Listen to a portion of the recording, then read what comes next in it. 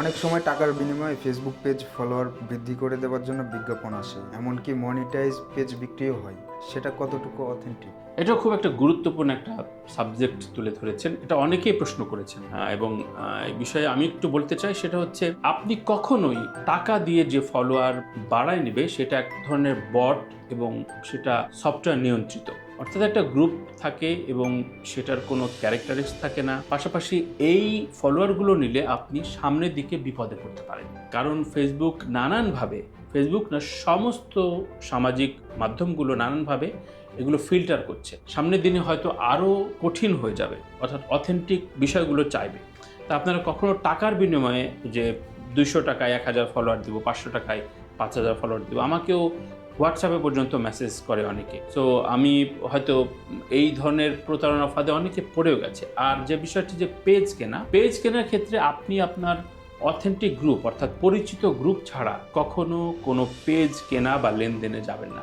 আমি আরেকটু ভাঙিয়ে বলি, সেটা হচ্ছে ধরা যাক আপনি কাজ করেন টেক ভিডিও নিয়ে, মোবাইল আসলো বা কোনো পিসির কোনো কিছু র্যাম বা নতুন কি কিনবেন, নতুন ক্যামেরা কিনবেন, সেগুলো নিয়ে আপনি কাজ করেন। এখন আপনি একটা পেজ কিনলেন, সেই পেজটি মূলত গ্রামে যারা ওই ফুটবল খেলে বা নানা রকম বনে বাজারে হেঁটে হেঁটে বেড়ায় সেসব সেই ফানি ভিডিও আপনি 2 লাখ ফলোয়ার সহ কিনলেন, ধরা যাক 30,000 টাকা দিয়ে কিনলেন। আপনি এরপরে টেক ভিডিওই তো দিবেন। সুতরাং এই সাবজেক্টে মিল না হলে আপনি ওই 2 লাখ ফলোয়ার যেভাবেই সে করেছে, সেই ফলোয়ারটা কিন্তু ওই গ্রামের ওই সব ভিডিও দেখে দেখে ওই দর্শকগুলো করেছে। তাই এইগুলো কনফ্লিক্ট করবে। দেখা গেল আপনি কিনেছেন মনিটাইজ চ্যানেল, কিন্তু আপনি আপনার ভিডিওতে কোনো রকম ভিউজ পাচ্ছেন না।